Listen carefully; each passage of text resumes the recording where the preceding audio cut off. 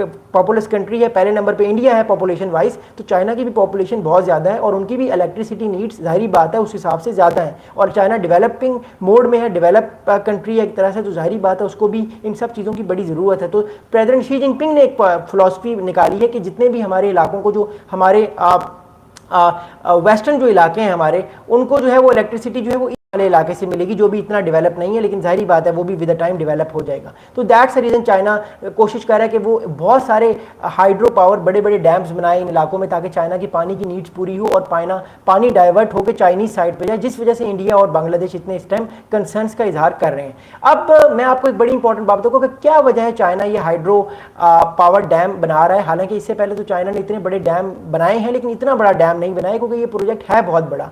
इसकी वजह यह है कि एज ऑफ नाउ जो चाइना की इलेक्ट्रिक नीड्स हैं वो भी बढ़ गई हैं with the time. Electricity Chinese लोगों को ज़्यादा चाहिए, हालांकि सोलर भी लोग यूज़ करते हैं चाइना में, लेकिन स्टिल जो कन्वेंशनल मेथड है आज भी वो इलेक्ट्रिसिटी का है। और हमें पता है कि वो बिजली की तारें हैं और उससे और डैम के थ्रू वो एनर्जी जनरेट होती है, तो और बिजली हम लोगों के घर में आती है। ये जो लाइट्स आप लोग देख रहे हैं ये उसी का नतीजा है। तो द थिंग इज़ दैट कि चाइनीज़ जो गवर्नमेंट है वो कोशिश कर रही है किसी न किसी तरीके से पानी के जो उनके मसाइल हैं उनको ठीक किया जाए और आने वाले टाइम पे जो है वो और चीज़ों को बेहतर कीजिए। एन आरजू आपके मैसेज का बहुत शुक्रिया।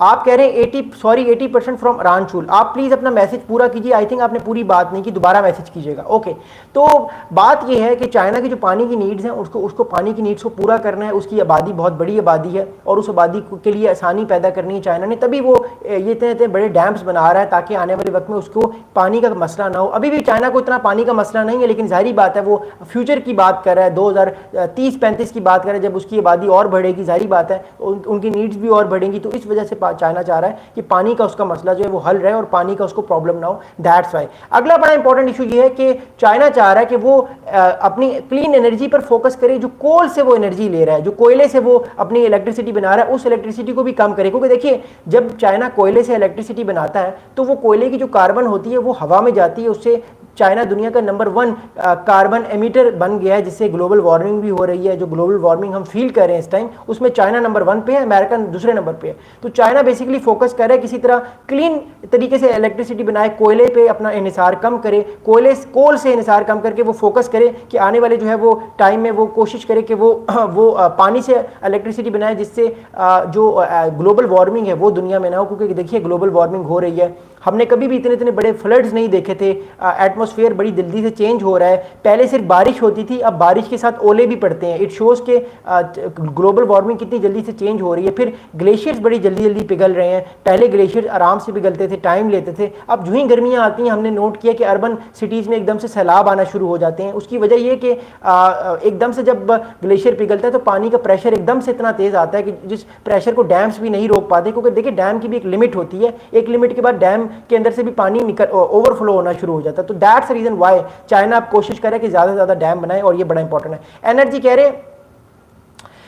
कह रहे कि that's a test for you pass and sorry for energy. आपका मुझे मैसेज समझ नहीं आया, thank you so much for the comment. आप कह रहे हैं that's a test bro you passed it, sorry for नहीं कोई बात नहीं यार। देखिए ब्रदर, मेरा मकसद ये है कि मेरा बेसिकली मकसद ये होता है कि जो मैं इंफॉर्मेशन शेयर करता हूँ वो अनबाइस्ड हो, अपना पॉइंट ऑफ व्यू शेयर करूँ। मैं कभी हेट नहीं फैलाता। But thank you again for the message. Sorry की कोई बात नहीं, आप मेरे भाई हैं। आई respect you, I respect everyone else just like a brother.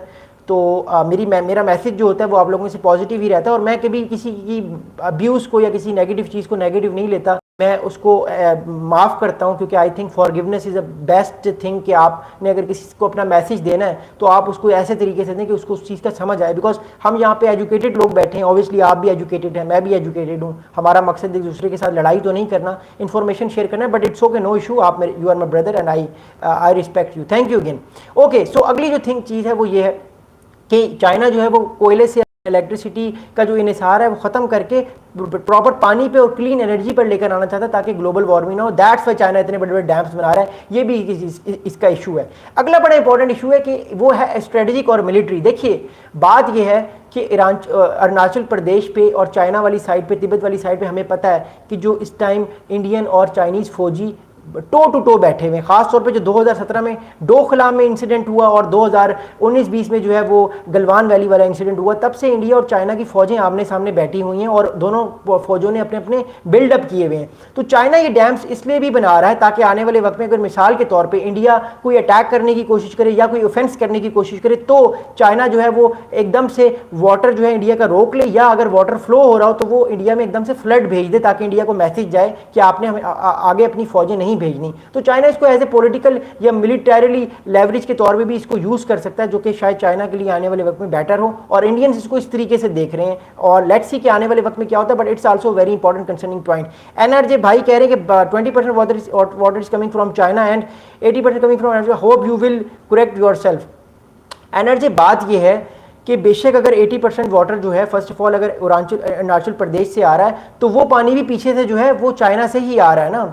Basically जो लाइफ लाइन है वो तो तिब्बत ही है। अगर लाइफ लाइन तिब्बत ही जो है वो चाइना कट कर दे इंडिया की या फिर बांग्लादेश की आगे, तो ये दोनों इंडिया और बांग्लादेश कंसर्निंग होंगे इनके लिए कि इस तरह का कोई मामला ना हो। और दूसरी बात ये है कि 20% पानी भी कम नहीं होता, 20% पानी भी बहुत ज़्यादा पानी होता है, बिकॉज इंडिया की पॉपुलेशन बहुत बड़ी है। अगर मिसाल के तौर पर मैं आपको कहूँ कि आपने आज सिर्फ 6 गिलास पानी पीने हैं, आपने 8 गिलास पानी नहीं पीने, और आप पीते हैं 8 गिलास पानी, तो ये आपके लिए कंसर्निंग होगा कि यार ये मुझे क्यों मना कर रहा है 8 गिलास पानी पीने से। मैं आपको कहूँगा कि पानी की किल्लत है, पानी कम है। This is the reason why I am saying कि पानी अनलिमिटेड होना चाहिए, और पानी एक लाइफ लाइन है हर कंट्री की, चाहे वो पाकिस्तान हो, चाइना हो, इंडिया हो, बांग्लादेश, कोई भी हो।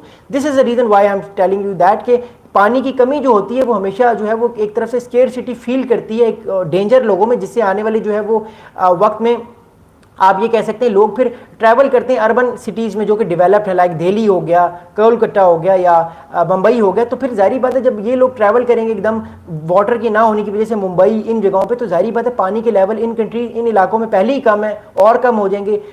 इन सिटीज़ के अंदर से अर्बनाइजेशन की जो प्लानिंग है वो ख़राब होगी। तो ये सिर्फ एक चीज़ पर इन्हिसार नहीं करता, इससे पूरी पॉपुलेशन, पूरे ट्राइब्स हर्ट होते हैं। तो this is what I was saying, but anyways thank you so much for your love. अगली बात जो ये है वो ये है कि चाइना जो चाहता है वो अपने लिए वाटर सिक्योरिटी चाहता है, ताकि उसके पास जितने ज़्यादा रिजर्वायर्स हों वो रिजर्वायर्स वो लेकर आने वाले वक्त में अपने आप को और स्ट्रॉन्ग करे। क्योंकि देखिए no doubt China is a rising